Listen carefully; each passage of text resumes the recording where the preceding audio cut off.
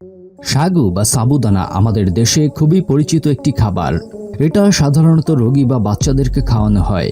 জ্বর হয়েছে আর সাগু খাননি এমন লোক খুবই কম আছে। তো সাগু বা সাবুদানা দিয়ে কয়েক ধরনের রেসিপি বানানো যায়। অবশ্য সেসব রেসিপি বলার সময় এখন না বাই দ্য ওয়ে সাদা মতির মতো দেখতে সাবুদানা খেতেও অনেক মজার হয়ে থাকে। শুধু তাই নয়, স্বাস্থ্য বিষয়ক একটি জরিপে জানা যায় এটা আপনার স্বাস্থ্যের জন্য অনেক উপকারীও বটে। এখন প্রশ্ন হতে পারে, সাবুদানা কি আর একে কিভাবে তৈরি করা হয়?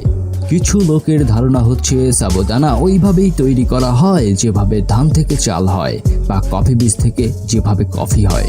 আবার কিছু লোক এটাকে কোনো অজানা ফলের বীজ বলে থাকেন। যার যে ধারণা আছে তা চুলোয় যাক। আজকে আমি আপনাদের সন্দেহ দূর করব আর জানাবো আসল তথ্য।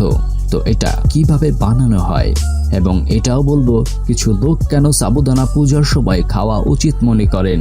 So stop the intro, let's begin. সাবুদানা বা কাঁচা বা কাণ্ড বলা রুট থেকে তৈরি করা হয়ে থাকে। এক প্রকার স্টার্চ জাতীয় পদার্থ যা বিভিন্ন উষ্ণমণ্ডলীয় পাম গাছের কাণ্ডের ভেতরে নরম স্পঞ্জের মতো অংশ বিশেষত মেথিস্কেলন সাগো থেকে নিষ্কাশন করা হয়। টেপিউকা শিকড় পূর্ব আফ্রিকার এক উদ্ভিদ 19 বা 20 শতকের শুরুতে ভারতে নিয়ে আসা হয়। সর্বপ্রথম সাবুদানা তৈরি করার জন্য টেপিউকা গাছ থেকে শিকড়কে হারভেস্ট করে আলাদা করা হয়।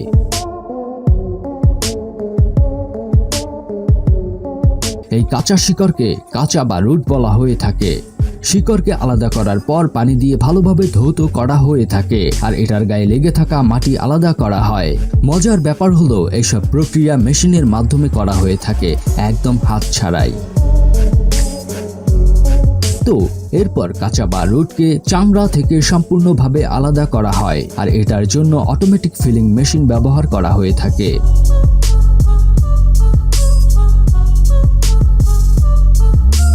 সব চামড়া ছাড়ানোর পর আবার একবার ভালো করে ধৌত করা হয়, যার কারণে এটার মধ্যে থাকা সকল আবর্জনা পরিষ্কার হয়ে যায়।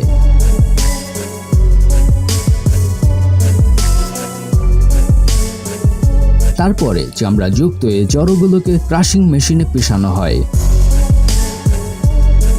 পেষানোর সময় এতে পানি দিতে হয়।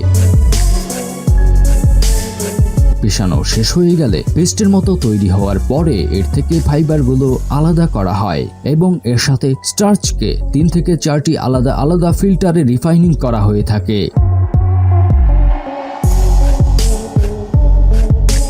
এই প্রসেস সম্পূর্ণ হওয়ার পর যে বাড়তি পানি থাকে সেগুলো বাইরে বের করে দেয়া হয় আর যে ফাইবার থাকে এটাকে পাউডার হিসেবে মেশিন দ্বারা বের করা হয়ে থাকে এবং এই গুঁড়াগুলোকে সূর্যের আলোতে বা মেকানিক্যাল ড্রায়ারে ততক্ষণ শুকানো হয় যতক্ষণ না ময়েশ্চারাইজারের মাত্রা 12% পর্যন্ত না হয়।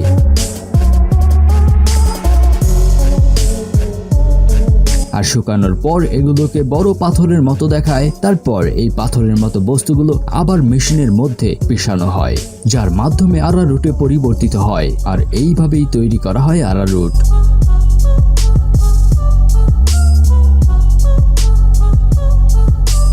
আর অবশেষে রুট বা শিকড়গুলোকে কনভেয়ার বেল্টে করে সাবুদানার আকৃতি প্রদানকারী মেশিনে দেয়া হয়। আর এই মেশিন প্রত্যেকটা সাবুদানাকে 1 মিলিমিটার থেকে 7 মিলিমিটার পর্যন্ত পরিবর্তিত করে ফেলে। আর বস, এইভাবে সাবুদানা তৈরি হয়ে যায়।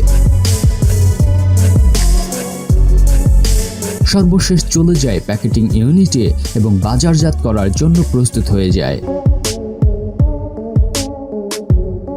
বস, সাবুদানার মধ্যে কার্বোহাইড্রেট অনেক বেশি পরিমাণে পাওয়া যায় এবং ক্যালসিয়াম ও ভিটামিন সি সামান্য পরিমাণে পাওয়া যায়, যার কারণে প্রার্থনার সময় বেশ ভালোই এনার্জি পাওয়া যায়। ঠিক এই কারণে সাবুদানা প্রার্থনার সময় খাওয়ার চাহিদা পূর্বের তুলনায় অনেক বেড়েছে। আবার কিছু মানুষ প্রার্থনার সময় সাবুদানা খাওয়া ঠিক না বলে মনে করেন। তাদের ধারণা হচ্ছে সাবুদানা বানানোর সময় যতদিন শিকড়গুলোকে পানিতে রাখা হয় ততদিনে পানিতে রাখার ফলে শিকড়ে পোকা হয়ে যায় আর সাথে পানিও খারাপ হতে থাকে আর ওই পোকা ধরা শিকড় দিয়ে সাবুদানা তৈরি হয়। এ কারণেই অনেকে একে অপবিত্র মনে করে খেতে নিষেধ করেন। পোকা ধরার বিষয়টা ভালো, এতে অতিরিক্ত প্রোটিন যুক্ত হয়। যাই হোক, এ নিয়ে আপনার মতামত জানতে চাই, নিচে অবশ্যই লিখবেন। তো বস, এই ছিল আজকের মতো।